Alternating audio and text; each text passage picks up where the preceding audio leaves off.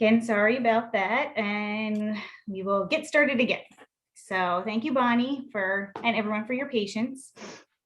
So before we start, I just want to remind you, some people have already been using the chat, so obviously you know how to use it, but if you have any questions while I'm giving the presentation, you can type them into the chat box. If you don't know how to use it, if you just hover at the bottom of your screen, there should be a button that says chat. You can click on it and you can send questions just to the hosts and panelists, or you can send them to everyone so everyone can see your questions. And as I said, we'll be recording it. I just started recording again after all the issues, and we will post it on the town's website so that anyone could watch it again if they missed something, or share it with anyone if they would like to. And I will email a link out sometime, probably next week, to everyone who registered for this workshop.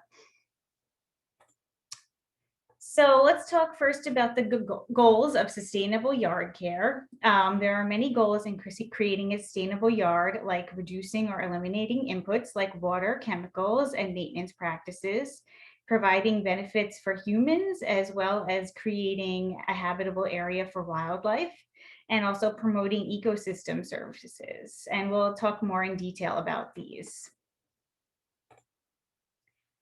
So one of the goals, as I said, is to protect Long Island's water resources. If you didn't know, Long Island gets all of its potable water, including its drinking water, from underground aquifers. And we often overpump these waters during the summer months for irrigation. And this puts a strain on the aquifer and pulls pollutants deeper and deeper into the aquifer, thereby having to pump water from deeper layers to get clean water.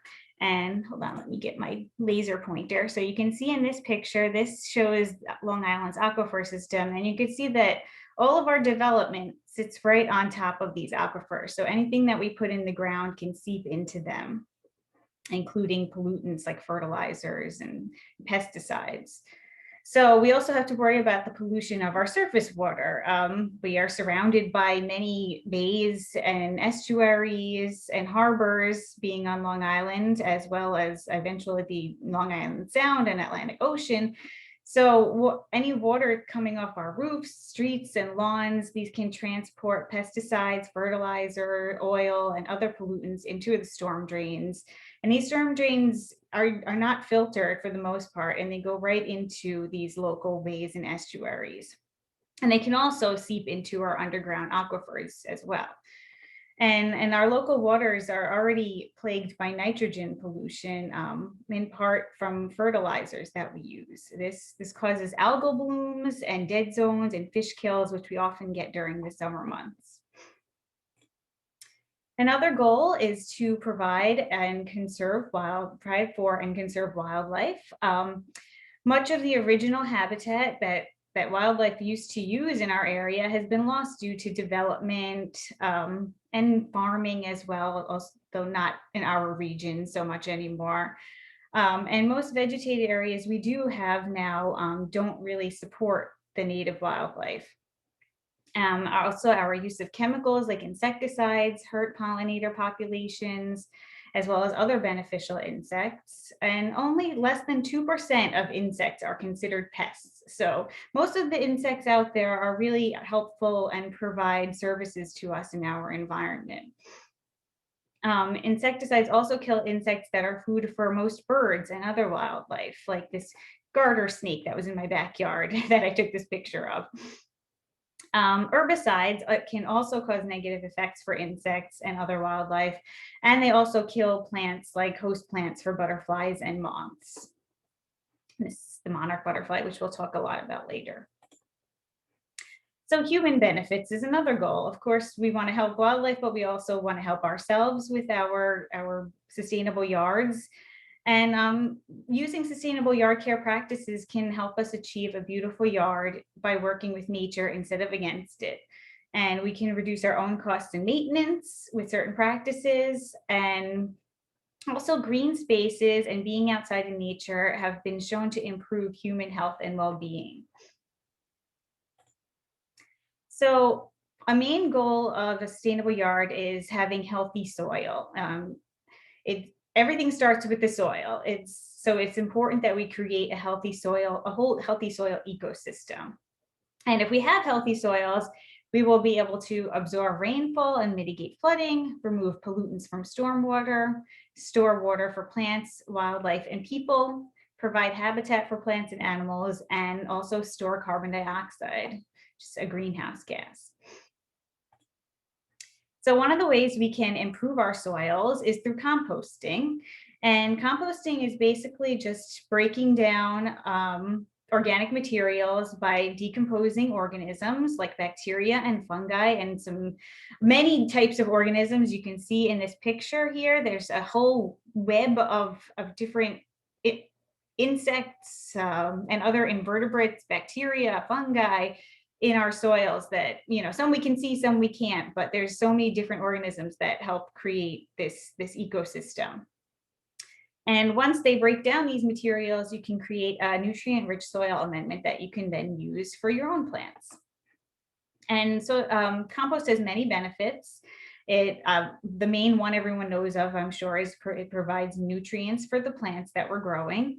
It attracts earthworms and other beneficial insects. It reduces waste that may end up in landfills and combustion facilities. It reduces or even eliminates the need for synthetic fertilizers. It can also improve the soil's texture, and it can regulate the pH of the soil, thereby improving the ability of plants to take in nutrients, because certain plants can only take in nutrients at certain pHs. So there are many different compost systems. There are bins as pictured here. Bins are more of an enclosed system, and they can be useful if you want to save space in your yard.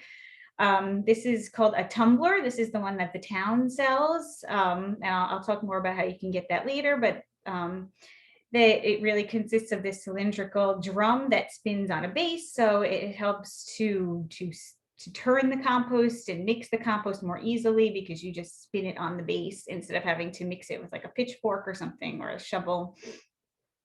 And it has a lid, so it helps to keep animals out. You can also create something like this by yourself. This is just a garbage can that someone punched a bunch of holes in it, because compost needs oxygen, so you need holes and you need somewhere for it to drain. But like I said, there's so many different things. You can create ones, you can purchase ones. There's also, you can just make a pile. If you don't want, a specific bin and you have some more space, you can make a bigger pile. It can handle larger volumes of waste, and the temperatures also may get hotter than in small bins, so materials break down faster. As I said, it may be harder to turn. I actually have a pile in my backyard, and I use this. It's called the compost crank. And you basically stick it into the pile and turn it, and then you pull up, and it helps to turn the compost, to mix it, to aerate it. And it's a lot easier than using a pitchfork or a shovel. That could be tough on your back. As I said, there are many other types. There's lasagna composting. There's so much more to composting, so many different versions and things you can do. I have a link to the New York City Master Composter Manual on the town's website. And if you look in that, it has more details about these kinds of systems if you're interested. I'll provide a link to that at the end as well. So let's talk about what needs to go in the compost. You basically need a balance of carbon and nitrogen-rich materials. Carbon-rich materials are known as browns, and nitrogen-rich materials are known as greens. And you can see from this picture here, this is actually from the Master Composter Manual, so it has very good information. You could see some examples of browns are dried leaves, wood chips, eggshells, newspaper and cardboard, dried greens, dried grass clippings, straw. And then greens are like the things you probably have the most of in your house, your fruit and vegetable scraps, peels, fresh garden trimmings, and even horse manure and things like that. A good rule of thumb is to add 2 parts browns to every 1 part greens. So if you have like a bucket of your vegetable peels in your house that you're bringing out to your compost bin, you want to add 2 buckets of maybe some dried leaves or one of the other brown materials. Some issues with composting that you might find, because it's not an exact science. You kind of gotta see how your compost is doing, and you may need to add more of browns or greens depending on what issues You have, so if you have too many greens, there's probably too much nitrogen and you're gonna make an ammonia smell. So if you have this, you definitely want to add some more browns and drier materials to counteract this. And if you have too many browns, like say you added a huge, it's the fall and you added too many leaves in your compost bin, it's definitely going to slow down the decomposition. Temperatures are going to be low, and you definitely want to start adding some more greens into that to balance things out. Things not to add. Don't add meat, fish, or dairy. This will cause insects and animals to be attracted to it. It's going to smell. Especially if you have a small pile or bin, these are not going to get hot enough to break those things down. You don't want to add colored paper unless it's, some natural soy ink, because the ink could be toxic. Pet waste, definitely. If you have a rabbit or horse or guinea pig, you can probably add chicken, you can add those, but no cat and dog waste. Those have pathogens in it. You don't want to add them to your compost. And then weeds. You definitely don't want to add weeds. These are weeds for a reason, so they can go to seed in your compost, and then you're going to spread those weed seeds when you spread your compost into your gardens. One thing you can do to help move the compost along in the beginning is to add soil from your garden. Just add a cupful to get things started, and this will add the microbes that are already in your soil, and it'll help get the process of decomposition started. One way to speed up composting is to break up the materials before adding them, which increases their surface area and makes them more available to be broken down. You also want to make sure you add oxygen. So mixing and turning compost, or even adding things called bulking agents, like big materials like wood chips, pine cones, or corn cobs, will help keep that oxygen level in there. The decomposers need this to break down the materials. So it can take anywhere from a few weeks to a year or more to produce compost. It just depends on all the different factors, like how small the materials you're using are, what types of materials you're using. Something like a corn cob is going to take a long time to break down. How often you're turning your compost, the temperature in the winter. If you're composting in the winter, it's gonna, things are not going to break down very quickly because of the cold temperatures. And the moisture content is also important as well. Once your compost is finished, you can work it into your soil. You could also top dress lawns or exposed soil, like if you have trees or shrubs, you can put it right on top, and then the organisms in there will kind of meld it into the soil. Okay, so that's the beginning introduction part. I'm going to pause see if we have any questions, and then Bonnie is going to discuss how we can achieve sustainable yard care goals with sustainable lawn care. So let's see, do we have any questions? Bonnie, did you see any questions? No, I do not. Okay, I'll wait a few seconds. If anybody has any questions with the beginning slides, please type them in. Otherwise, we will just move on. Oh, I see one. Is ink in newspaper okay? Usually the black and white pages are okay. They usually printed with soy ink. I mean, if you really are unsure, you can always ask the newspaper company what they printed, or they might have it written somewhere on the newspaper. Someone asked if they can put mulch in the compost bin. You definitely can, as long as it's natural. It's not like some kind of plastic mulch. If it's wood chips or straw or something like that, it's organic material. So you can definitely put that in. It's a good brown material. Any other questions?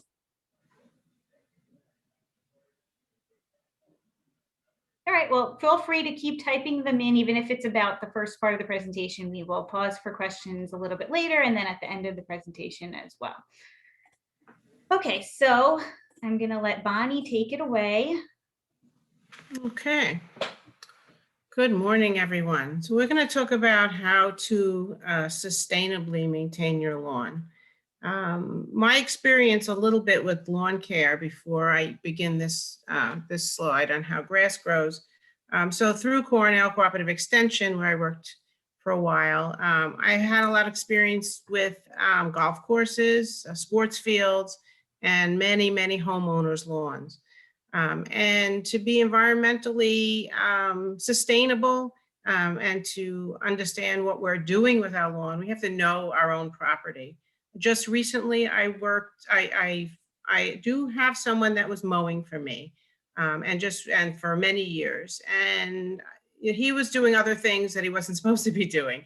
And instead of avoiding the situation, I just decided to fire him and hire somebody. And it's been working out unbelievably well, because he is talking back and forth with me, the new landscaper, and I'm getting my property healthier, and he's understanding what I need from my property. So it's important to have that relationship if you're not taking care of your own property, to know what the landscaper is doing. They are willing to talk to you. They are willing to understand what your needs are. You don't want any pesticides, you don't want any fertilizer, or you do, and how much they're putting on. They will talk to you. They want to be there for you. So if you just call them, it's just uncomfortable when you try to grab them when they're jumping onto your property to mow and do the work, because they're going from property to property to property. So the best thing to do is really to call them or text them or email them, and they are willing to work with you, and that's what they want to do. They want to make you guys happy. It's their livelihood. So I've worked with a lot of landscapers and taught some classes in that realm. So I just would really love to see the public and the landscaping getting along. Okay, let's move on. So I'm going to tell you a little bit about how grass grows. I'm going to try to get you guys to understand, people who have lawns, how it grows and how to keep it sustainable with the least toxic methods being used. Okay, so most of us in this part of the country have cool season grasses. And these cool season grasses grow best in the spring and the fall. That's why you're seeing them all greening up right now. So the shoot growth on the top, I don't have the pointer, but that's okay. You can all see the screen. Yeah, that's thank you, Megan. That's the shoot growth. That starts to grow now, and the root growth also matches the shoot growth. The amount of inches that the shoot growth grows is the amount of inches that the roots grow underneath. And it starts right about now. You see all your lawns greening up, and that's where it grows best, in the spring and in the fall. That's our cool season grasses. Warm season grasses like zoysia and St. Augustine, and mostly down south. So we have mostly Kentucky bluegrass, perennial rye, fine and tall fescues here in the north. Okay. So fertilizing.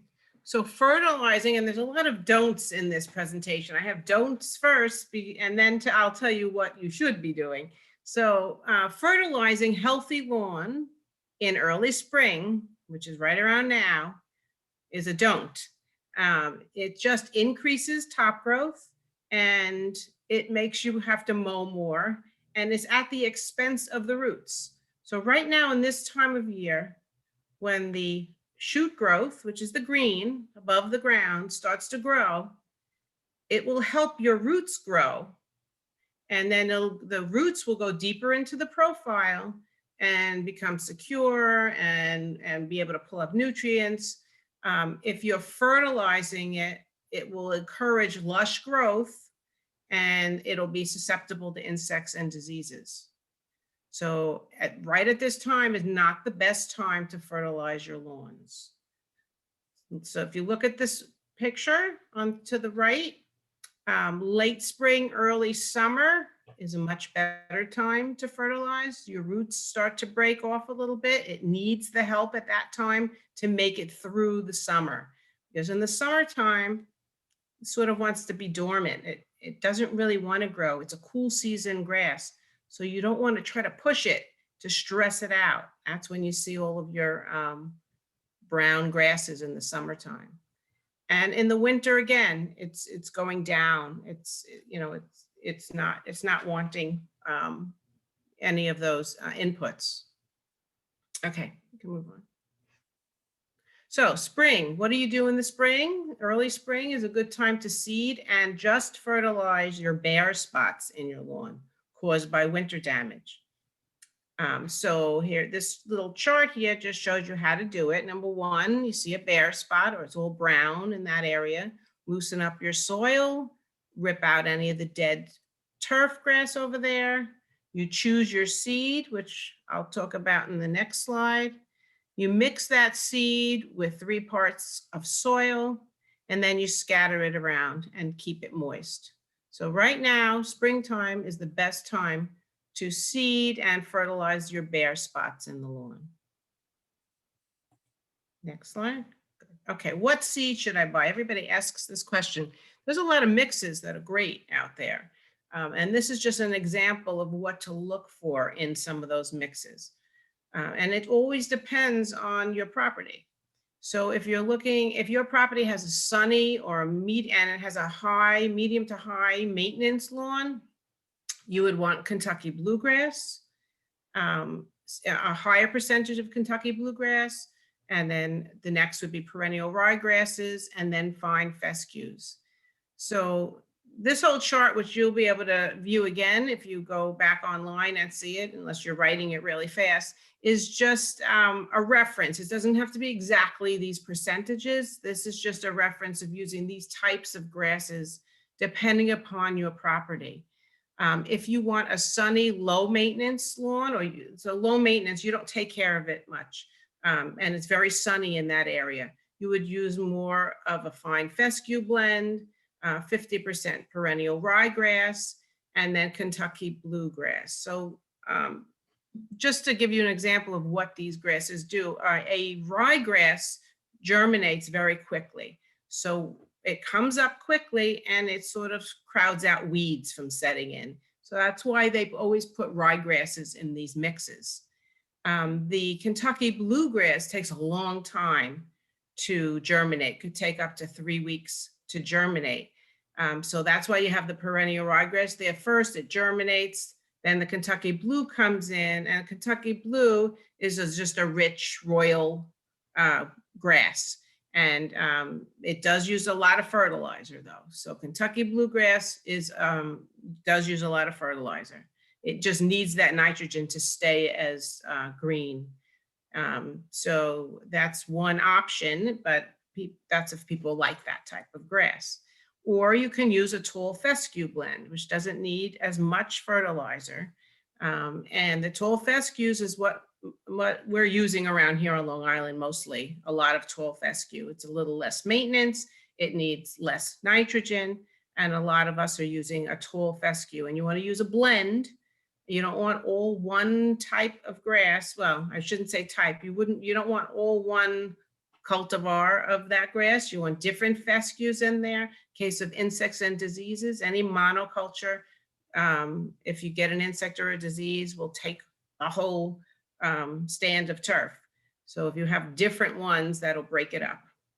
And then the shaded area, 100% fine fescue. Fine fescue is a rolled grass. The leaves rolled, so it's better in the shaded area. It preserves itself because it's not getting enough sun. So this list will be on the site when you go back to look at it, if you didn't copy it down now. And again, you don't have to use these exact percentages, but it's just showing you more of this, less of that, depending upon your property type. Okay, next. Fertilizer. Okay, so this is one thing Megan doesn't like at all. And if you do mow and you don't collect your clippings, if you mow and you mulch mow and the clippings you let stay on the ground on your turf, then after about 4 or 5 years, you shouldn't have to fertilize anymore. So if you're just starting a new lawn, don't collect your clippings. We'll talk about mowers in a minute and how to maintain the mower. But if you have good clippings and they're the right size and you just let them keep staying onto your lawn, you're adding nitrogen back naturally into your lawn. And eventually in a few years, you won't need to add any fertilizer. But a little bit about fertilizer, and if it's used properly and it's used in the right amount, then your lawn will uptake that and it won't leach out. But if you're not reading any directions and you're just throwing it in your seeder and then going with it, then it's leaching all over the place. So we'll teach you a little bit about fertilizer. All fertilizer bags are labeled with 3 numbers, 20, 10, 10, 5, 10, 5. They're all labeled. And it always refers to the first number is nitrogen, the second number is phosphorus, and the third number is potassium. Okay, so each number represents the percentage of each of those elements in 1 pound of the product in that bag. So it's not the exact amount that's in the bag, it's a percentage in that total bag. You have 50 pounds in there. And so it's just a certain percentage of it. So on the right, that picture, the nitrogen key, it's 21% nitrogen in a 50-pound bag, which equals 10.5 pounds of nitrogen in that 50-pound bag. So that's important to understand that, because you have to know how many pounds of nitrogen to put down on your lawn, usually 1,000 square feet. It's per 1,000 square feet. So again, the second number, phosphorus, is 3% on that bag. It's 21,320. So 3% of phosphorus in this 50-pound bag. And the potassium, it is 20%. Potassium in a 50-pound bag is 10 pounds of potassium in that bag. Okay, next slide. So how to fertilize on a healthy, well-established lawn. So your lawn is healthy. We're not talking about, redoing your lawn. We're talking about just fertilizing on a nice, healthy lawn. The recommendation for fertilizing homes, and I'm talking on Long Island because of our soil types, is 1 pound of nitrogen.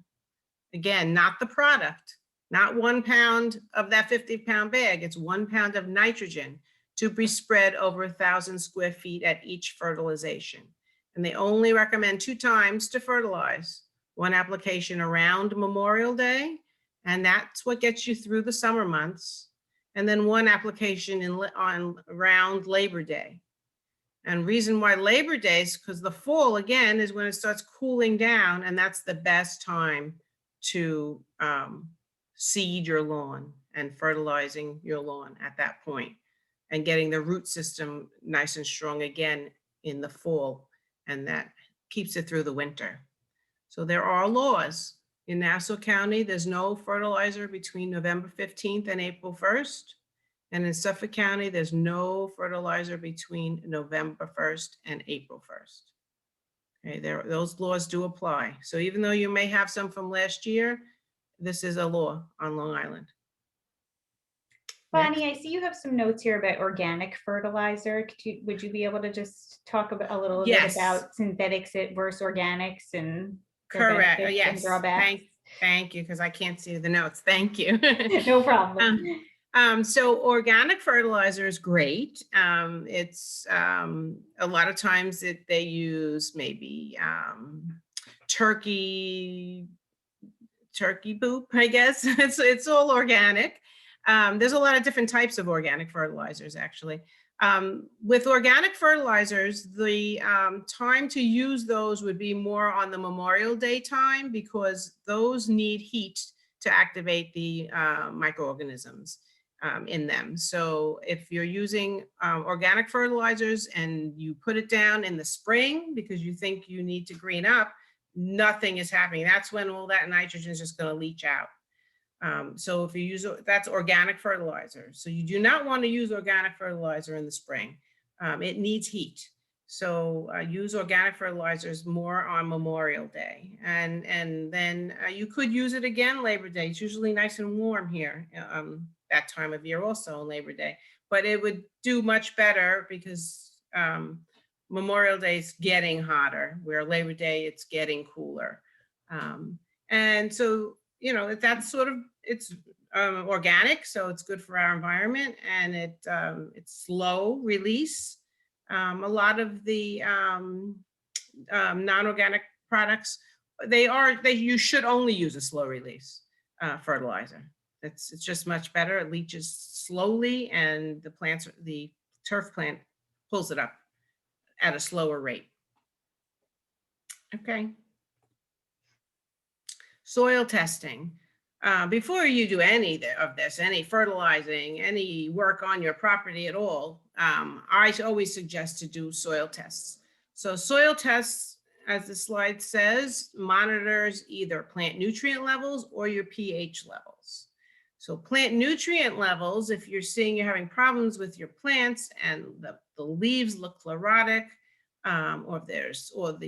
meaning yellowing or striping, the veining, you can see veining on leaves. And we're talking turf here, it's the same. A blade of a turf is like a leaf. If you're seeing spotting or any problems on that, I personally would do a pH test first. That's the first sign that you can fix quickly. And pH levels on Long Island tend to be a little low, which means it's a little on the acid side. And you can correct that just by putting lime down. But knowing your pH level you will be able to figure out how much lime you put down. So a lot of times you see landscapers, and it's not necessarily their fault. You'll see me defending them all the time because I've dealt with the homeowners as well. They want to see that the landscaper is putting down the lime with this white powder all over their property. Okay, now they realize that the guy put down the lime and we paid for it. But it's really much better to use a pelletized lime because it drops better into the soil instead of just being the powder on the top. Lime moves very slowly, so it takes a couple of months for that lime to even react in the soil. And the lime will bring a low pH acid up to more of a neutral level. Lawns like it at about 6.5 to 6.8. And acid is about 5 or less than 6 is a little more acid soil. So the plant itself, which is that turf blade, will not pull up any nutrients that you put down, any fertilizer that you put down. It will not pull it up if that soil pH is not at a more neutral level. And it was a little too much chemistry in there, but it's important and it's not hard to do. You can take some of your soil to a cooperative extension, or any nursery usually tests it for you, or you can purchase a test kit and see what level your soil is at. And that's usually the first step. And if you can correct that, most of the time it's low on Long Island. If it's high, it's harder to correct because then you're using sulfur to bring it down. And that could be somewhat toxic if you use too much. So the first step, I would do a pH test, see if your soil level is good, see how much lime you need. You can put it down, but remember, you won't see the effect of that for about a month or two afterwards. The second point on this slide, do not identify or measure insect population diseases, drainage issues, pesticides, or other chemical levels. Sometimes you think that there's a problem where it's an insect or a disease, and it's really only at the pH level. Okay. Mowing. We're just trying to cram a lot into this, so sorry if I'm running. When we have our questions, I'll be more than happy to answer all your questions. So mowing, this is just very important, and it's simple. It should be common sense, but most people just don't even think about it. A dull mow blade, the most important thing, just sharpen your blade if you're doing it. And if you're not mowing your own lawn, look at the blade of grass, and if the top of it is frayed, looks like a bad haircut at the top of the blade, then at the top of the grass blade, then you know that your landscaper has a dull mower blade. And say something, say that the grass is all frayed and they should sharpen their blade because a dull mower blade increases water loss, so the plant starts to stress out. You're using more fuel. They're using more fuel, which we don't want them to do that at all. And it increases all these opportunities for pests, fungus, insects to set into your lawn. Next slide, please. And here's your mowing height and the frequency. So if you're doing this yourself, it's easier. If you have a landscaper, this is tough to ask them to adjust their mower. I've tried, and only this new person that I've started working with is working with me, which is fantastic, but it's not easy. The best thing to do is to have your turf maintained, or your lawn maintained at 3 inches of a mowing height. Most of the time I see it less than an inch. And when you're cutting it that low, you're cutting your roots. You're leaving your roots very close to the surface. So if it gets really hot, your lawn craps out. So to keep it at a higher, if you keep the tops higher, then your roots are growing deeper, and then the roots are cooled and they're pulling out all the nutrients, they're pulling up water, and the lawn looks so much better. It pulls up any of the inputs that you put in, because we don't want that leached out. You want a healthy lawn so nothing is leaching into our watershed. So again, mowing frequency on the right side, you see when it's 3 inches, you cut off the top inch. And then you just keep letting it grow to 3 inches, you cut it down to 2 every time you mow. It's not necessary to mow every week. When I was doing it myself and I had more time, I was mowing every 10 to 12 days. You don't have to mow every week. And by mowing it every week and keeping it low, you're just going to need more and more inputs to keep it looking green and keeping it healthy. Next slide. Okay, watering lawns. When I worked on diagnostics, this was the biggest problem that we've had. In Nassau County, the rule was that you can water on, I guess, your house number. If you were, let's say, house number 3, then every odd day. If you were house number 2, then it was every even day.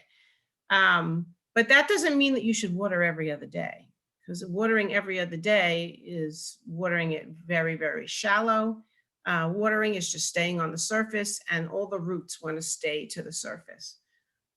So don't water shallow and frequently on an established turf, is what this is saying. So that example that I just gave you, that's every other day, 15 to 45 minutes. What that does, it creates that shallow profile for soil moisture, resulting in dry areas. And it stimulates all the weed seeds. It promotes diseases and fungus and insect problems. And it causes surface crusting, moss, algae buildup in many shaded areas. This is a don't. This whole slide is a don't slide. So don't water shallow. Don't water shallow and frequently. You want to water deep and infrequently, like the first set of grass on that little picture. You want to water it deep and infrequently. You want to encourage the roots to go deep into the profile and grow stronger and deeper, so it will withstand anything that's happening above the ground. The second slide is deep but frequently. So you're watering it too often on that second picture in the middle. If you water it too often, then the roots start to break off, they rot, and then that causes insects and diseases. And then the third slide there is what we were talking about, which most people do. They water it not often, they water it shallow, meaning, for 15 minutes, 45 minutes, and frequently, often, every other day. I was watering my lawn every 3 days for about an hour, 15 minutes, depending upon the rain, which is in the next slide. How much water do you need? So watering lawns, the best practices, this is a do slide, 1 to 1.5 water per week for an established turf, meaning you have a healthy, established lawn. You want to water it 1 to 1.5 inches per week. And how you can test this, because if you have an irrigation system, you can use either sort of like a cat food can, tuna fish size can, and you just place it out on your lawn. You turn your system on for whatever you have it on regularly and see if it fills that can. When it fills that can, that's 1.5 inches. So let's say it took 2 hours to fill that one can, because it's moving, the irrigation is moving. So if it takes 2 hours to fill that one can, then you can water twice a week for an hour. And you only need 2 hours in your irrigation. Everybody's irrigation system works a little bit differently. So you want to water deep and infrequent.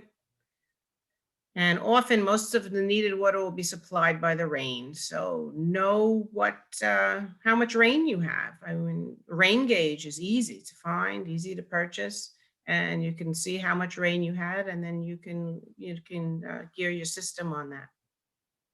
Next, weeds. So you see in this picture, all the way in the back of the picture is a little sign, and that was posted because somebody sprayed weed killer in that area and there's no weeds over there. And then in the foreground of that picture, you see all dandelions.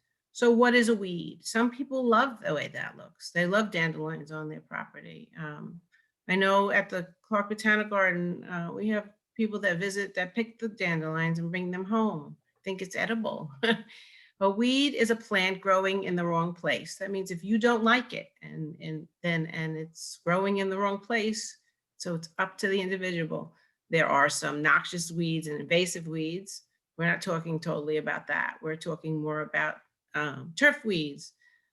So the life cycle of a weed can determine how you might or might not want to control the weed. So there's safer ways to control weeds and not use herbicides. That's your last resort. And we're going to talk about that in the next slide. Preventive weed practices. Try these options before resorting to an herbicide. Mow high. When you mow high at that 3 inches and then you just take 1 inch every so often, you're crowding out the weeds. The light isn't able to get to those weed seeds for them to grow. So mowing high is one of the best practices to reduce your weeds. Reduce compaction. My property is completely compacted. It is clay, and I just had them core aerate. Even this time of year, I would really more suggest a core aerate in the fall when weeds are going down.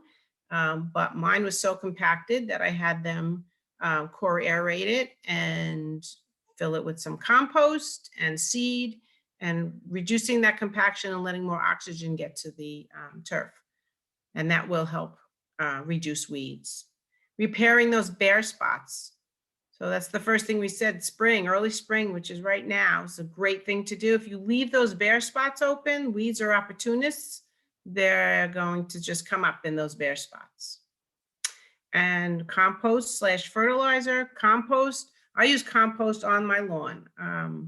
I make my own compost, or I'll get it from the town, and I just spread it on the lawn, because compost is not soil.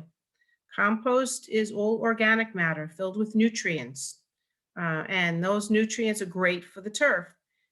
So I just top dress my lawn with compost, and if you can do that every year would be great. If you can do that even every other year would be fine.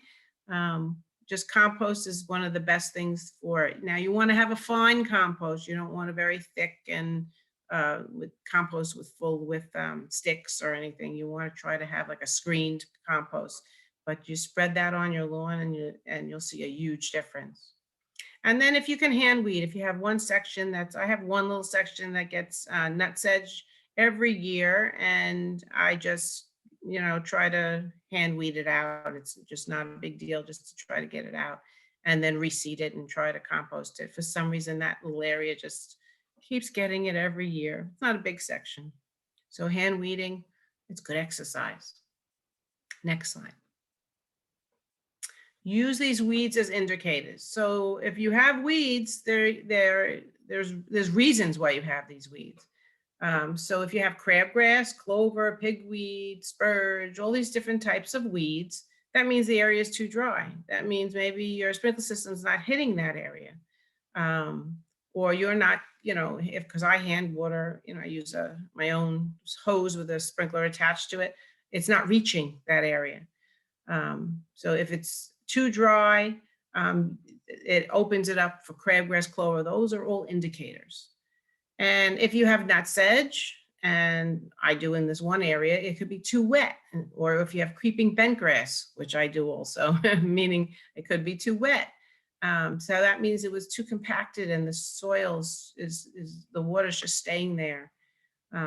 So the weeds are indicators. There's reasons why you have certain weeds. So identifying the weeds that you have, you'll know what's going on your property. So identifying those weeds first, so IPM, Integrated Pest Management, and then knowing why you have those weeds, you can correct those problems easier. Next slide. Leaves.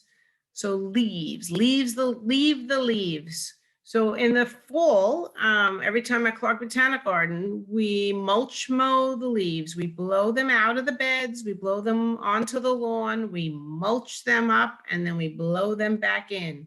It's just great for your garden beds. As it says in this slide, it provides nutrients and it helps to prevent weeds.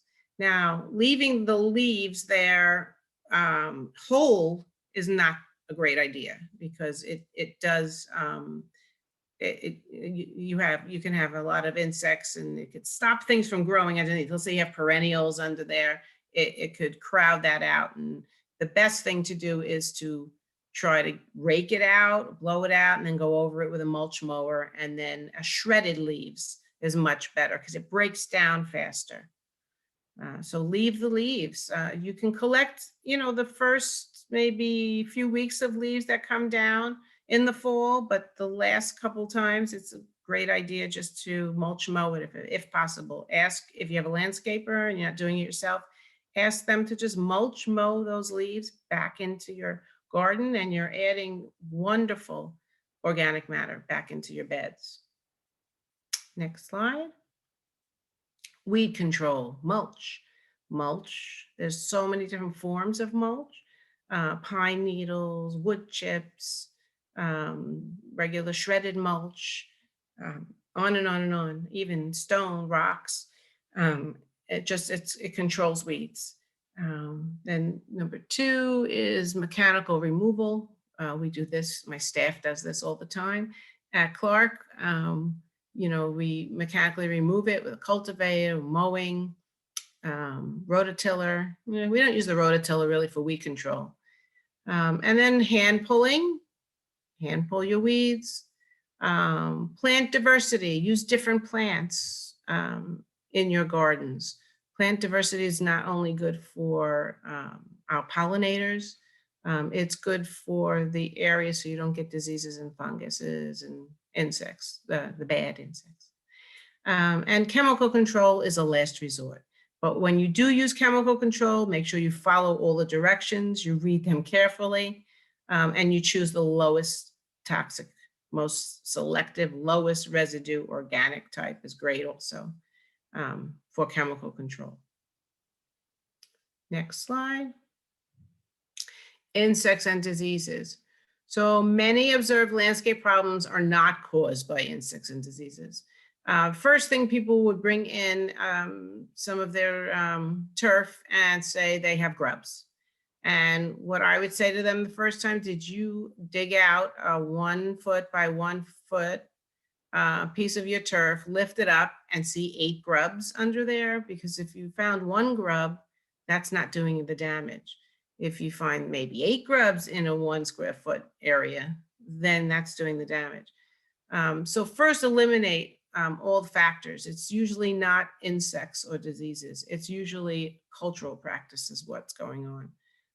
Eliminate that first. And then if you do have insects or a disease, there's ways to treat that. Next slide. So most diseases in turf is caused by fungus, and that's true. There are 20 different types that can damage your turf. Disease only becomes noticeable when 3 to 5% of your turf is affected. And the fungi attack turf plants because they're in a monoculture. That's why I said in the seed section, when I was saying what types of seed, you want to mix the different types up. So it's not in a monoculture. When the fungus sets in, it stops because one is more resistant to it and it won't take over your whole lawn. But most of the time you notice these diseases after the fact. The disease set in the spring, usually on a rainy spring. Then you'll see it in, let's say, the end of June. All of a sudden your lawn is all brown. At that point, it's finished. There's nothing you can do. You don't put a fungicide down and use any types of herbicides and fungicides when the disease came and went. All of these diseases you'd have to take care of early in the spring. So you have to watch and see what you have. And then the next season, you have to treat it. It's preventative, not post.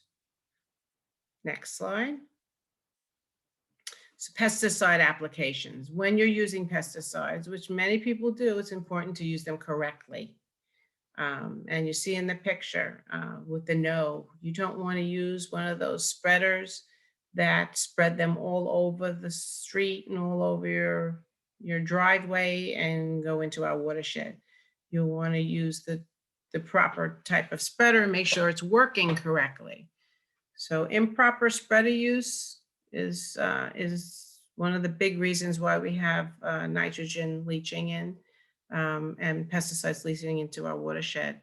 And the timing of the application. If you're putting it down too early and the weather's not correct and the turf grass is not going to pull it up, you have to read the directions on all of the products that you use. Watering them in when you put down, let's say, a pre-emerge for crabgrass control, you might have to water that in. You have to read the directions. Watch the weather, make sure it's not windy.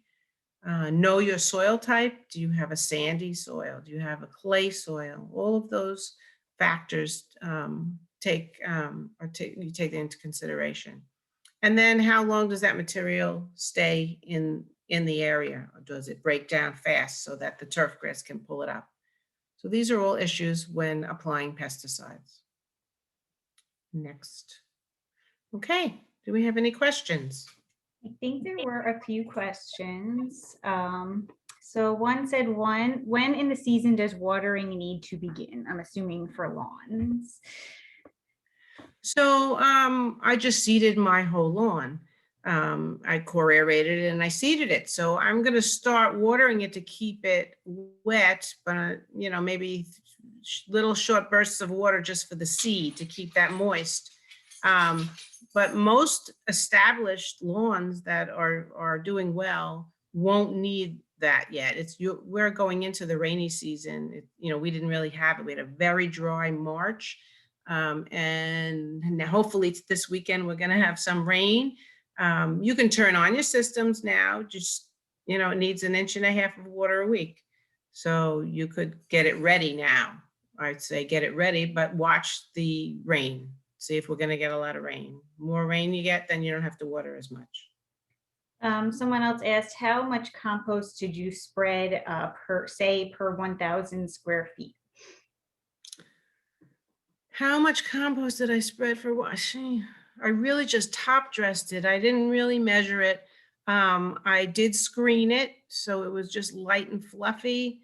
And it depends if your lawn just really is not looking good. You don't want to put, more than 1/2 inch on it. I think that's even a little bit too much. I really don't know exact amounts. I just have it and I add seed to it in a little barrel. I use like a little garbage can. I have my screen compost. I throw grass seed in with it. I mix it up and I just broadcast it with my hands over my lawn. I have a small lawn in the front. The rest of my property is all garden beds. Hope that was helpful. Someone said, my husband already put down an organic fertilizer weeks ago. What can I do now? Well, we didn't have a lot of rain if you're on Long Island, so it's probably still waiting there. It probably didn't leach down because it was dry, so you're probably okay. I wouldn't put down anything. I'd wait until Memorial Day and, around that time and see if you need more. And at that point, you can put down, either 1 pound of nitrogen per 1,000 square feet would be the most I would put down in Memorial Day. So let's see what happens. If it starts to green up, then you can use a half a pound per 1,000 square feet. Won't need as much. Someone asked, I'd like to buy a robotic mower. I'm assuming they mean maybe a battery powered mower or maybe a plug-in mower. I asked, can you comment on these and maybe suggest a local provider who can help with install and upkeep? I will just say that we cannot, working for the town, endorse any companies. So we can't do that, but I don't know if you want to comment on just them in general, Bonnie. I actually just bought one myself, so I can't comment yet about how well it works, but I'm looking forward to trying it out this year. Yeah, so we've done a little bit of research on this because the town is promoting battery operated equipment, especially during the summer months. It's quieter for the neighbors. So I've been using a battery operated mower at the Botanic Garden, push mower, blowers, even weed whackers. We've been using battery operated. And I can say for a homeowner, the push mower was fantastic. We use it in small areas. It's not great for the rest of the garden. It's just too small, and we really need to jump on a bigger one to get it done a little quicker, and just takes too long, but fantastic. I would buy one myself. They're making them better and better. So they haven't reached their potential yet. But I think for a homeowner's lawn, I think they're great. And there's a bunch of them out there that are good. Again, I can't endorse one or the other one, but they're doing it. And even the blowers that I have, they make backpack ones are a little bit heavy because of the battery, and the ones that you use that you hand hold can really hurt your wrist because the battery again is heavy. So when they get that technology a little bit better where the batteries are not so heavy, I think that those blowers will do a little bit better. But for the mower, it's a push mower. That was easy and they work great. Okay, thank you. Someone asked, is there a place to donate compost? They like the idea of composting, but their lawn isn't really large enough to use it. To donate your compost, I don't know of any, not in the town of North Hempstead.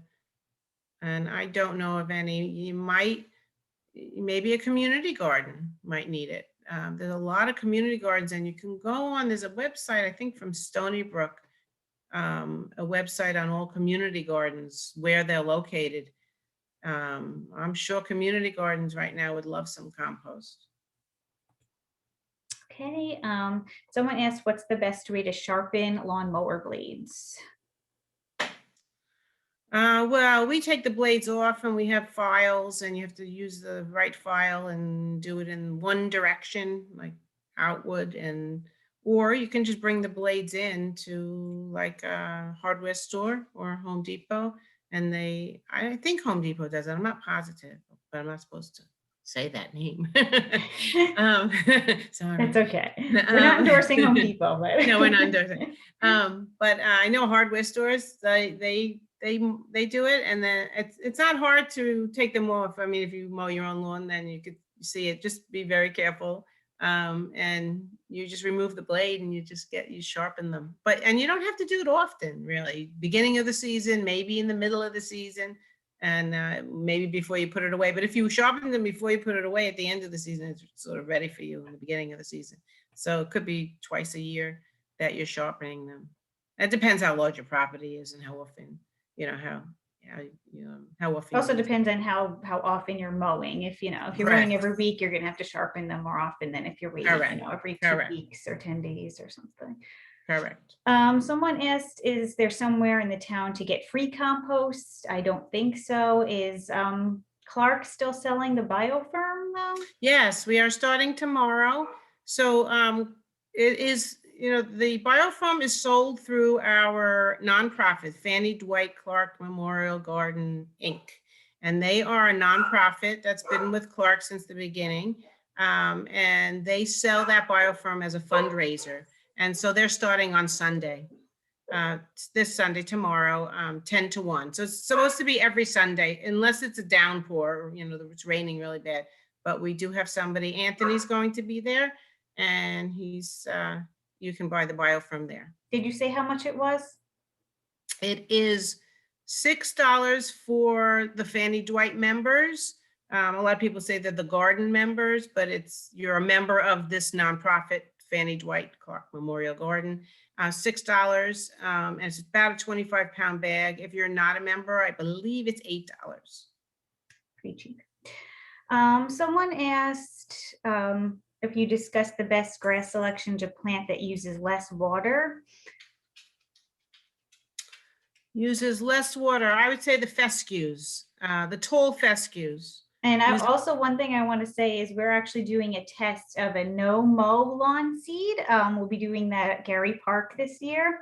And no-mow lawn seeds are supposed to be a mix. I think they are probably of fine and tall fescues, and they're supposed to have roots that grow longer so that they're more drought tolerant. So you could look into a grass seed that's no-mow grass. And they're also supposed to grow shorter so that you either don't have to mow them or don't have to mow them as much, depending on what kind of look you're going for your lawn. But yeah, you said you love to learn about no-mow. If you want to come down to Gary Park later this year, we'll see how it goes. You can see our experiment. All right, there were some in the chat questions as well. Let me see.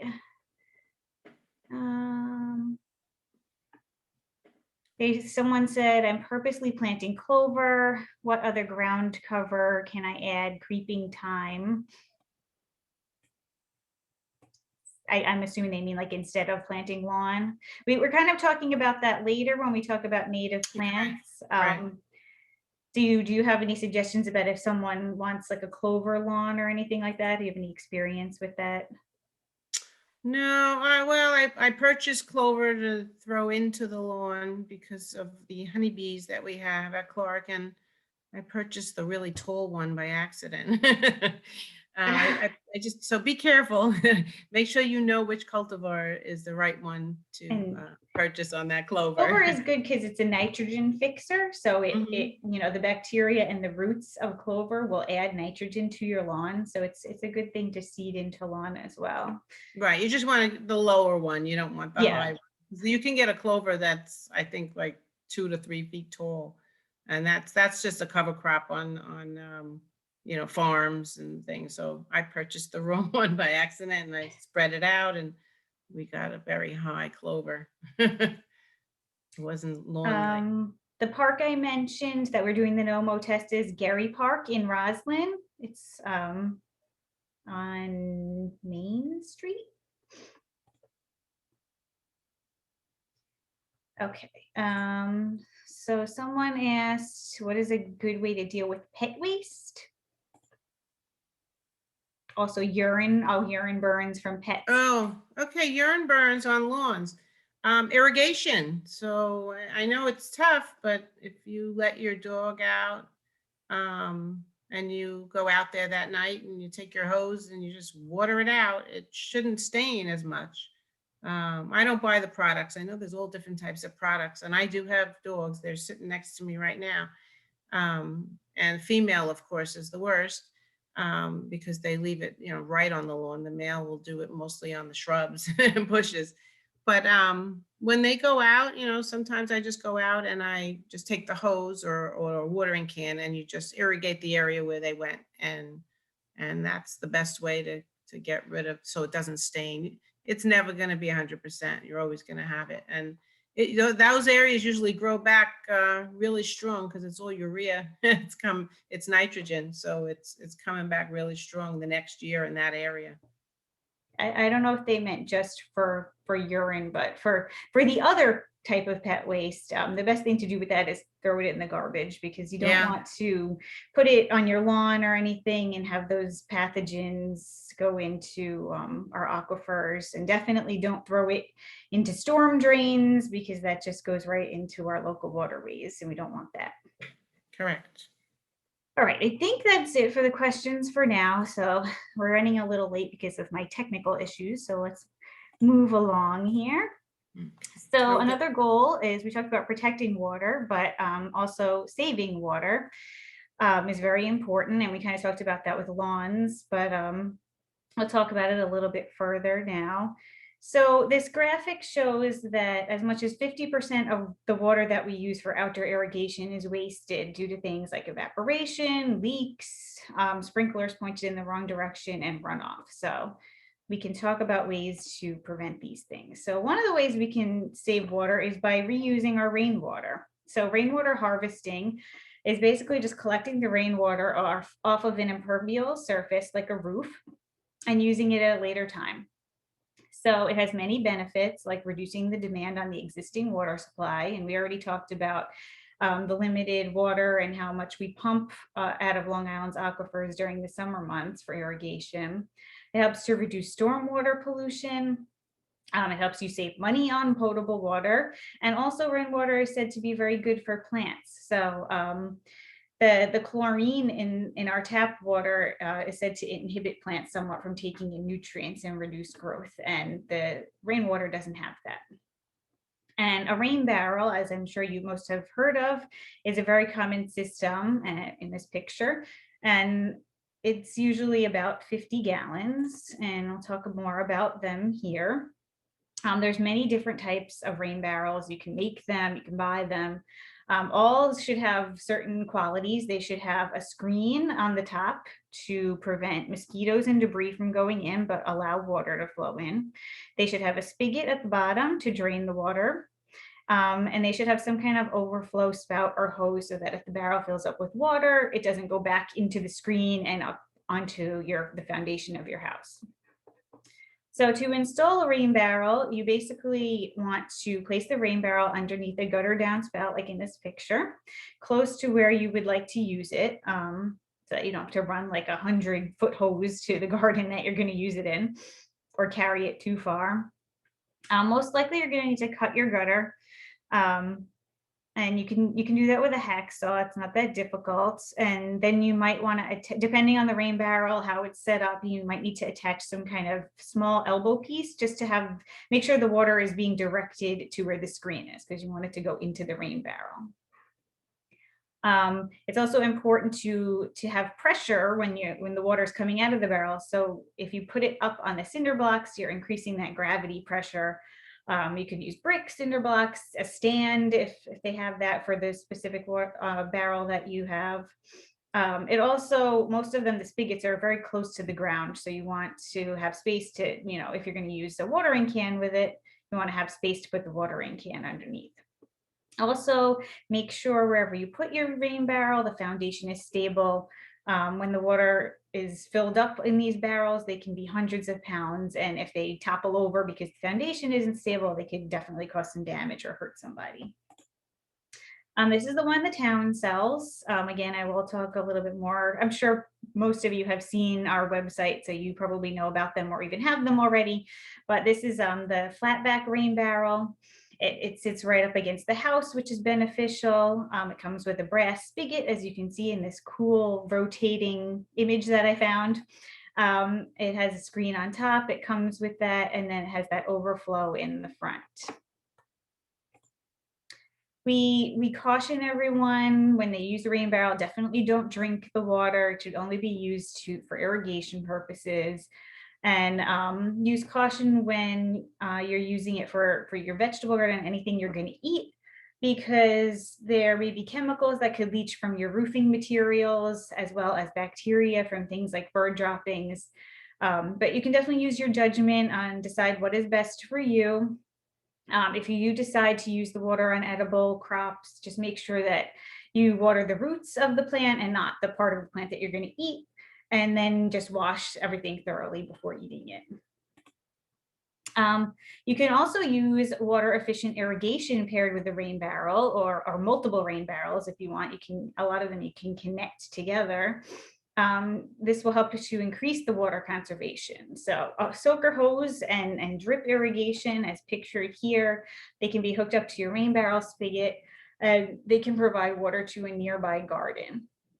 A soaker hose they're very similar, but a soaker hose has tiny holes all throughout it. You could see all the holes of the water leaping out. And drip irrigation is more of a piping, and it has evenly spaced holes. So like the water would be coming out here, here, here, where the plants are. And they both help to save water by directing water right to the roots of the plant and not letting it evaporate like sprinklers do when spraying water into the air. Another way to save water is by regulating automatic sprinkler systems. And Bonnie talked a little bit about this before when she said using a rain sensor. You can use a rain sensor, or even better, a soil moisture sensor. So it knows how much moisture is in the soil already and knows when it should turn on or not. Also, a smart irrigation controller is very helpful. These are as an example of one of them. They monitor the weather, and they can also connect to your rain and soil moisture sensors. I know if you live in Port Washington, the Port Washington Water District is offering a $150 rebate for the purchase of these smart irrigation controllers for their residents.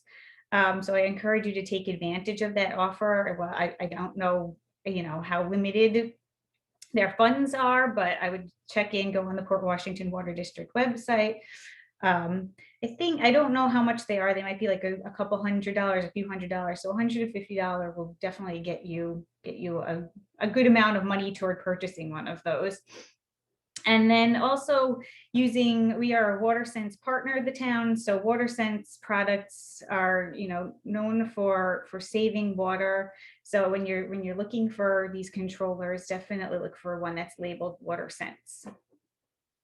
And then proper maintenance for your sprinkler system is also very important. So make sure your sprinkler heads are directed towards the plants and not toward the sidewalk. Check for leaks in hoses and broken sprinkler heads every season before you turn it on. And then when you shut it off for the season, empty the system of the water so it's not sitting in the pipes and freezing. And before you turn it off, and you can see all of the different ways and how much water waste these things that can cause by leaks and things like that. So we kind of talked about mulch a little bit. Bonnie said there are many different kinds of mulch, but they do help to save water because besides suppressing weeds, they help to save water because it limits the evaporation. With trees, you don't want a volcano mulch with the volcano method, as you've probably seen on some streets. This will allow too much moisture around the roots of the tree and then can lead to fungus and rot. So with trees, you want about 2 to 3 inches of mulch, and with perennial plants, about 1 to 2 inches is best. And because it suppresses weeds also, it can also be a natural alternative to using an herbicide like a pre-emergent. So my favorite way of saving water is replacing lawn. I know we talked a lot about sustainable lawn care, but you don't have to have a lawn. I actually replaced my whole front lawn, and I'll show you that picture in a minute. But you can use less water intensive plants. Lawns are pretty water intensive. You can use drought tolerant plants. Someone was talking about using ground cover, which is also a great alternative. These are some native ground covers. So one is Pennsylvania sedge, and it kind of looks like a grass. It's it's similar to a grass, even though it's a sedge, but it looks very pretty. This is actually in front of my house, and this is from last year. This is creeping or moss phlox, and it's actually just starting to flower now, so it's going to look very beautiful soon. And you have those nice flowers, and it actually stays pretty green in the winter too. And this is a wild strawberry, so you actually can provide for pollinators because it has flowers, and you get some strawberries out of it if the animals don't eat them first. But as I was saying, these are all native plants, which means that they have lived and evolved over hundreds or even thousands of years in a particular region, are adapted to the climate of that region. So Long Island native plants are adapted to our dry summers. They can handle drought conditions, and it's best to stick with the natives that are closest to the region. So there's Long Island natives, there's New York natives, there's United States natives, Northeast natives. There's so many different regions, but it's good to stick with plants that are at least New York native, so they're adapted to our climate.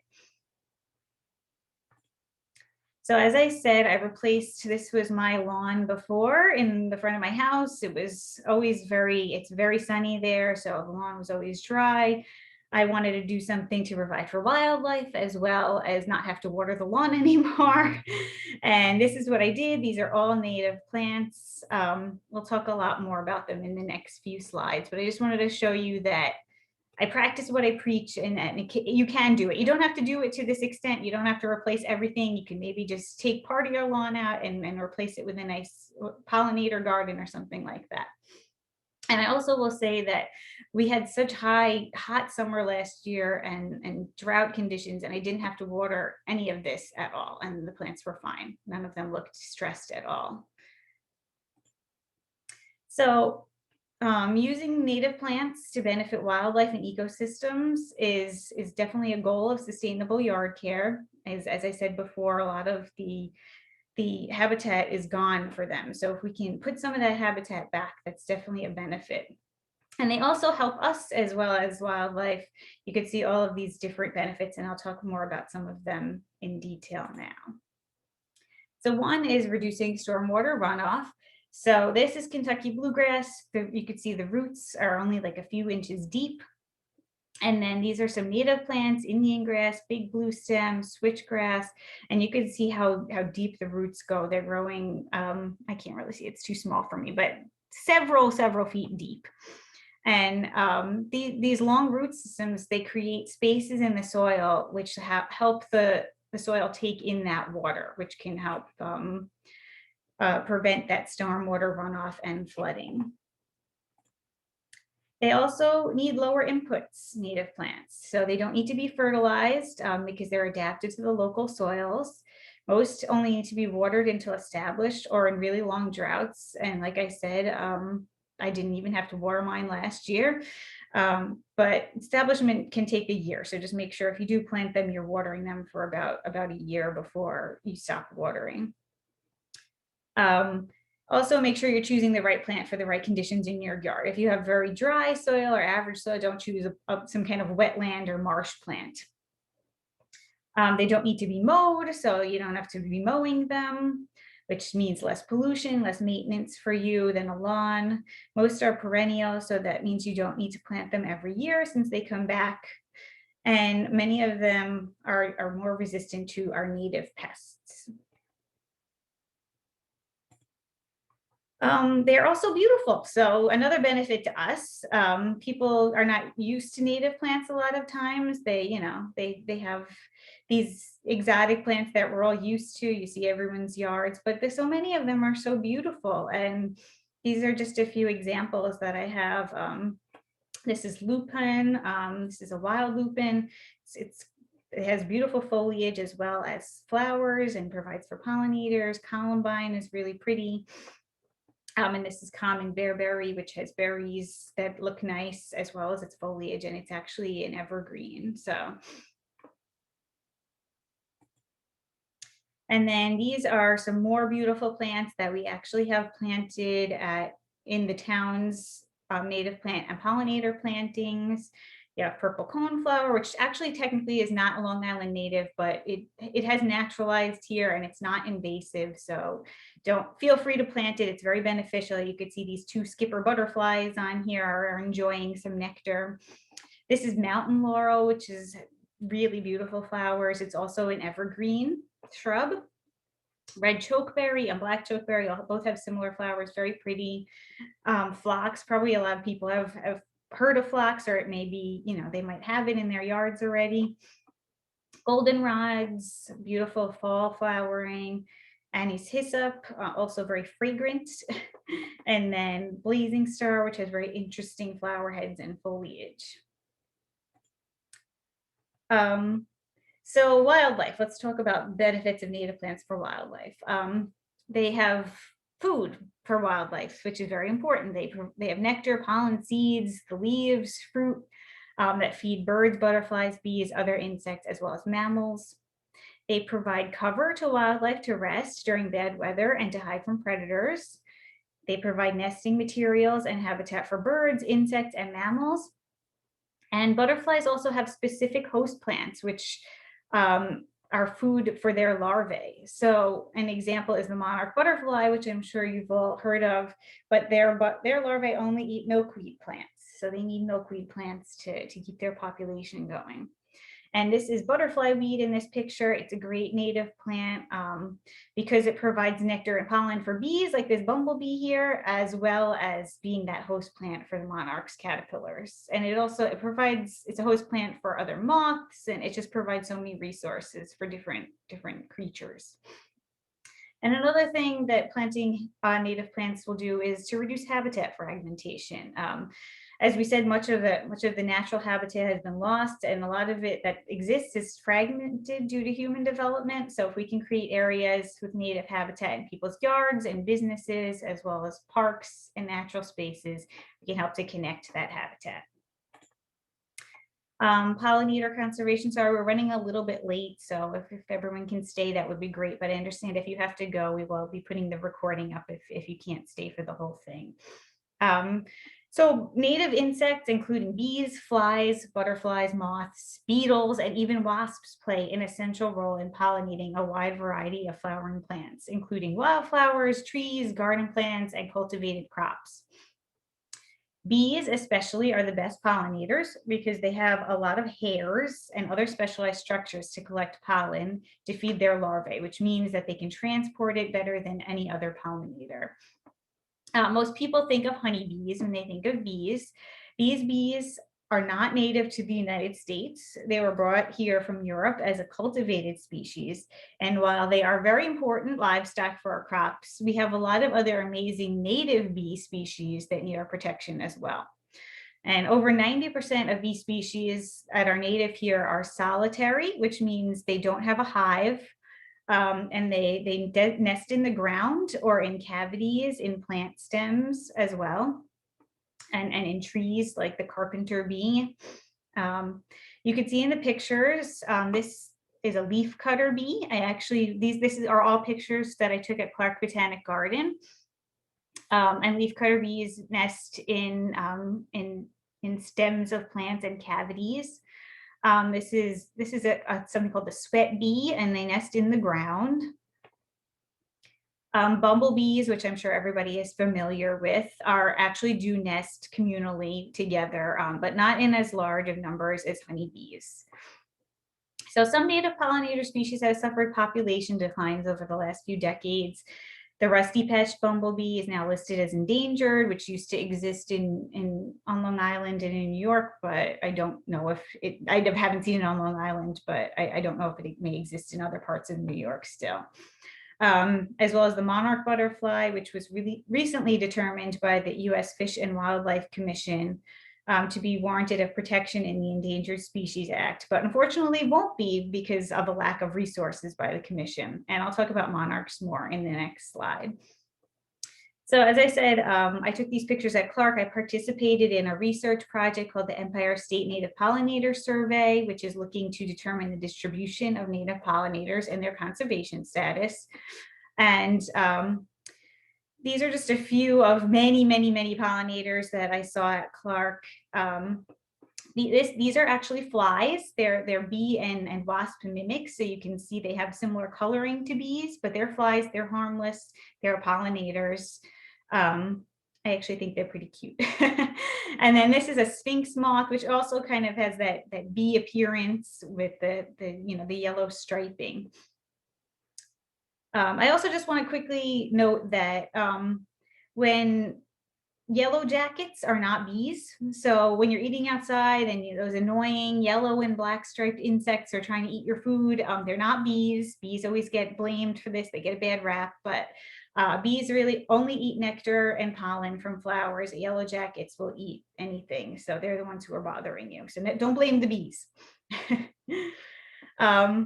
Also, wasps aren't bad. People don't like wasps, but many wasp species drink nectar and can be pollinators of plants and won't bother you unless you bother them. I've had them in my backyard a lot and they don't bother me. They're pretty cool to watch on different plants. And also many wasps prey on pest bugs, so they are beneficial to your garden. I have all of these sightings from Clark, and I did some at Gary Park too, and I have them in a link that I will post later. But it's just amazing, unless you look, you don't realize the diversity of animals and pollinators and things that we have around us. So I encourage you, go look in your own gardens and see what you can find. So talking about the monarch population has decreased by 90% since 1990 due to habitat loss and pesticide use. Insecticides can kill or harm monarchs directly, while herbicides can kill their host plants. Milkweeds are the larvae's only food source we talked about. You could see this is their overwintering numbers in Mexico. So they come here over the summer and then they migrate back to Mexico. And you can see how they've decreased over the years, and the overwintering numbers for 2020 were not good either. So it's very worrying. So we're trying to help. The town took the mayor's Monarch pledge in 2018, which has led to the town to commit to taking actions to help monarchs and other pollinators, like public outreach. So I'm telling you this and hoping you'll go out and help protect them as well. Increasing monarch habitat and participating in research on town-owned land. We have multiple pollinator gardens in town parks, and we're creating more every year that contain native nectar plants for monarchs as well as milkweed. And I'll show you some of those in the upcoming slides. I also contributed to the Monarch Larva Monitoring Project, which is a community science project where you can count eggs and larvae on the milkweed plants anywhere if you have it in your own garden or at a local park. I did it at Clark, and these were my results of this year, of last summer when I did it. So you can see, all the peaks of when they were active there, and then how it decreased in the fall when they're getting ready to migrate. You can also participate, as I said, in this project. It's great with kids. They really love seeing the monarchs and the caterpillars. So I'll have a link to that at the end. So this is Clark's. On the left, you have our beautiful pollinator garden that was registered as a monarch way station, which means it contains the necessary host plants for monarchs. That we actually have common milkweed, butterfly milkweed, and swamp milkweed in this garden. So we got 3 different types of milkweeds for monarchs. And we use sustainable management practices like no insecticides, no pesticides, no removal of invasive plants, no fertilizers, and mulch to help prevent weeds instead of using those chemicals. And then we also have Clark's Rain Garden that is also comprised of many native plants. Then at Gary Park, we planted a bunch of gardens as well, and we're even doing some more this year. There's a huge rock garden, so if you go there, you'll definitely be able to see it. This is a smaller one right next to the road, and this is the fall, so you could see all the goldenrod and the asters blooming, very pretty. And this is at Yes We Can and Ritter's. We just planted these last year, so the plants are kind of small, but they'll be branching out and growing, and it should look a lot fuller this year. And Ritter's Park, if you don't know, is in New Hyde Park, and Yes You Can Community Center is in Newcastle. So what can you do to help pollinators? I've probably said this a million times already, but plant native plants on your property. Reduce or eliminate pesticides. Pesticides, people think is, when they think about it, they just think it's insecticides, but pesticides really means any kind of pest that you're killing. So it includes herbicides, it includes insecticides, it includes fungicides. So especially try not to use insecticides. These directly kill pollinators and beneficial insects. Allow some damage on your plants from insects. It means that they're using your habitat, and allow the predatory insects to do the work. So, and if you use native plants, you'll definitely attract those. I have many lady beetles, and I've had lacewings and things that eat aphids and other pests. As we said, if the damage from insects is severe, you can look for organic low toxicity insecticides and use them very selectively, because if the spray gets on the plant, they can definitely harm pollinators and those beneficial insects. And also be aware that spraying for mosquitoes will likely kill other insects, including pollinators, and may harm birds, which eat those insects as well. Other ways you can get rid of mosquitoes are to remove any standing water, like in bird baths, clogged gutters, buckets, fountains, And if you can't remove it, you can use something called mosquito dunks. They contain a bacteria that kills the larvae of the mosquitoes. And they're very non-harmful to any other organism. So they're very helpful. And obviously you can also use bug spray to protect yourself when you go outside.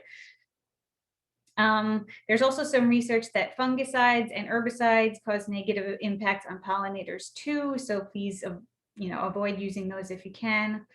You can provide nesting areas. Many bees nest in hollow stems or in bare patches of ground, so providing these is helpful. Leaving a dead tree stump can provide nesting habitat for carpenter bees. And when you cut back your perennial plants, do it in the early spring and leave about 8 to 12 inches in height of your stems, because a lot of the solitary bees can nest in those stems. It's very helpful. Another way you can help is to reduce outdoor lighting. Artificial light, especially at night, causes wildlife to change their normal behavior. This light interferes with migratory birds, amphibians, and insects, especially when lightning bugs are mating. The artificial light can interfere with that.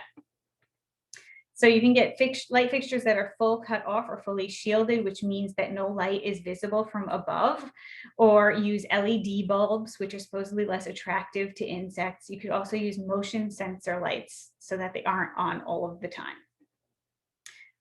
There's a lot of community science projects that you can help monitor different pollinators, and I'll put a link to that at the end.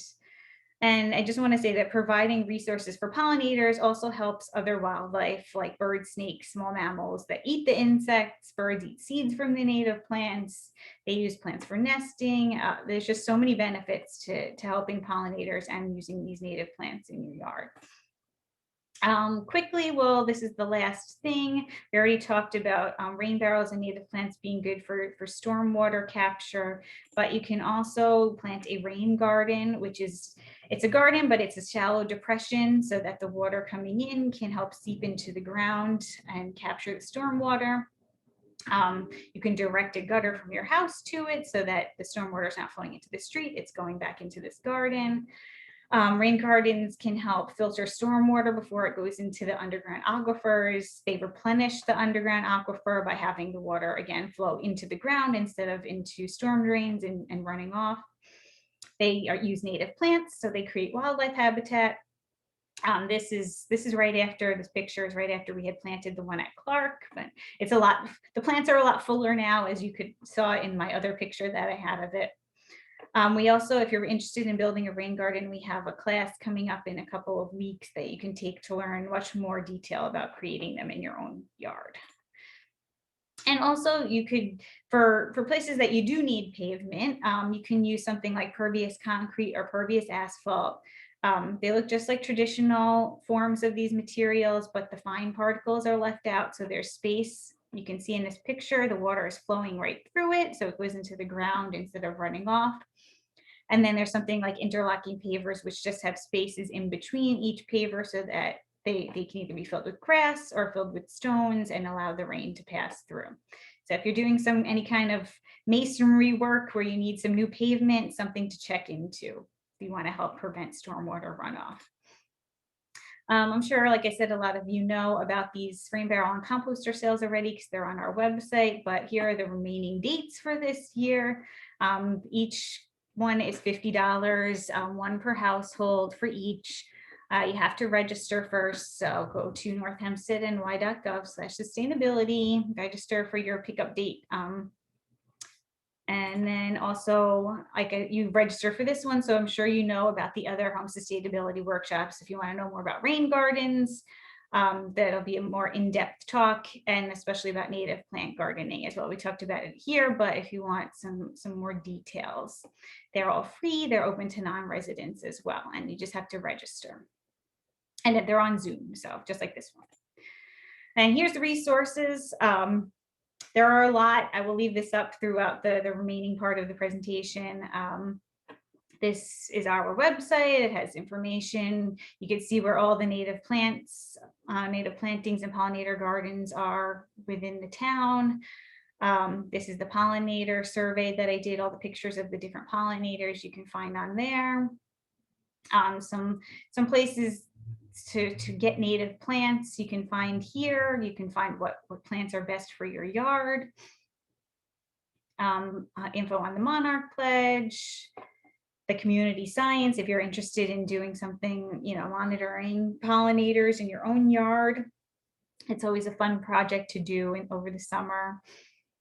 There's also, if you're looking to purchase native plants, the Rewild organization is having a native plant sale. You do have to pre-order them, and I'm pretty sure it ends today. So go on this like right after here if you want to buy something.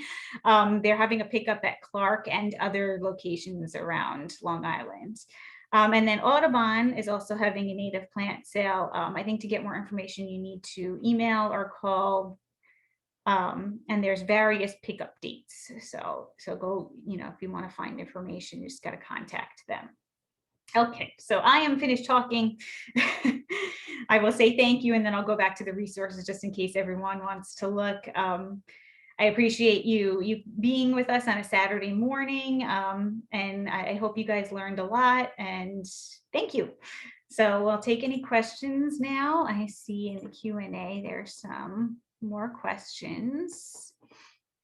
All right, so someone asked, how long did your front lawn conversion take? I want to do this. So mine, I did it in one season. Just depends on how much time you have and help you have. There's many ways you can remove your lawn. You can do it yourself. You can, rent a sod cutter. You can get a sod kicker, which is more of a manual thing to cut it down. I just had my landscaper do it. It depends on if you want to spend the money on that or not. I didn't feel like doing it myself, so I had my landscaper do it for me. Then I got all the plants and I planted them myself. My sister helped me a little bit. But it depends on also, how big of a space you're converting. But I did it in a few days, the planting took. So it really, as long as you're willing to, get out there and do the work, you might have some help, it doesn't take that long. A reference resource. There's some good references on our website that I posted about, what native plants you can use and things like that. I don't have a specific like one-stop resource though. Lists of garden landscapers that specialize in native plants. Not that I know of. There may be something out there. Again, we can't really recommend anyone, but I don't know if there's any kind of, Bonnie, do you know if there's any kind of landscaping lists that do native plants and sustainable landscaping? No, I don't know of a list. You just want to make sure that they're all licensed, but there are more and more landscapers that are doing this. So you just have to question. Yeah, and sometimes even your landscaper, like I had my landscaper get some native plants for me because they can buy wholesale. So if you have a landscaper and you say, I want, what plants you want, you can say, can you get these? And they'll actually, you might have to pay them to put it in, but they could plant them for you. They can source them from, different local nurseries for you. Yeah, there is a great organization, the Nassau, Suffolk Landscape Gardeners Association, and they might be able to help you. NSGL, Nassau Suffolk Landscape Gardeners Association. And people are all licensed. They have lists of landscapers, but if you tell them specifically what you want, they might be able to find them for you. Someone asked, do cicadas provide any benefits to the environment? Well, one I can think of is their food for other animals, for birds and other animals. They don't provide any harm to us. So if you're worried about the big swarm that's supposedly coming this summer, don't worry about it. Everyone says just enjoy it because it doesn't happen very often. Bonnie, do you have anything to add about cicadas? Yeah, I did a little bit of research on cicadas in my other days. So what cicadas do is they damage, your shrubs. They'll chew on a lot of the leaves of your shrubs, and they do a lot of damage to your trees and shrubs.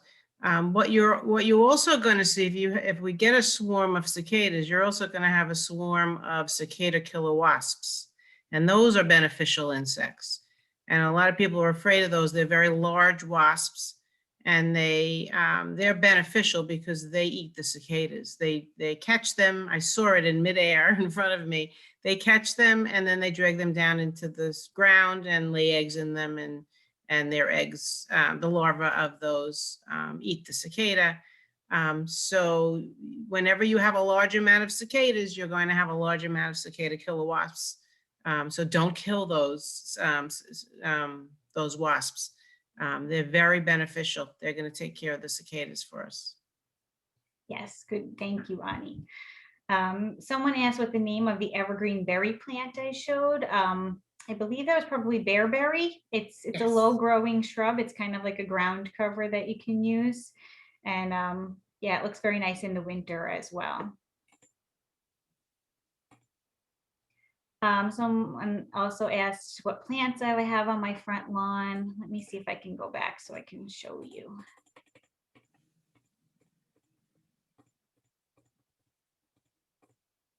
So this orange flower is the butterfly weed. There's a yellow flower next to it that is a type of coreopsis.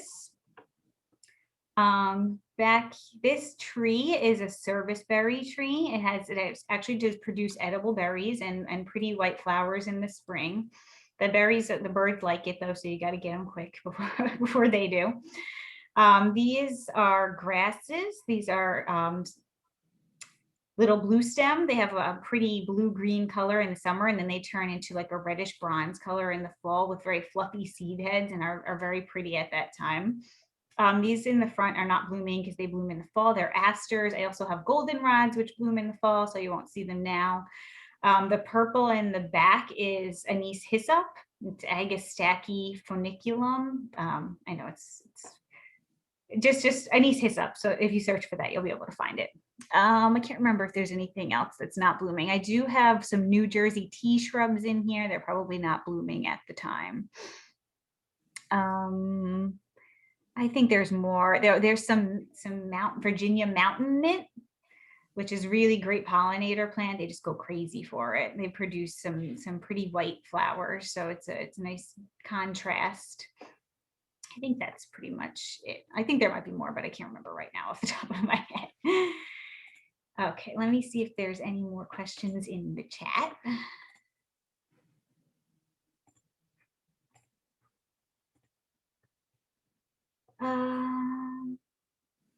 Thank you for everyone saying that the presentation was excellent and that we did a good job at Ritter's Park. I think that's it. I don't see any more questions. Oh wait, there's something else. Oh no, that I just answered that. Okay, that's it. Thank you so much, everyone, again for. Oh, there's a new message. Hold on. Oh, someone said thank you. You're welcome. Thank you for coming. We appreciate it. Hope that we've inspired you to make some changes if you need to in your own landscapes. Like I said, we'll be putting up the recording hopefully by next week sometime. If you have any questions, you can always, you should have my email. I sent out the reminder, so you can always ask me and I will get back to you. Happy to help. So thanks everyone again, and happy sustainable gardening. Thank you, everyone. Come visit us at Clark or come to Gary. Yeah, come do a tour of all our pollinator gardens.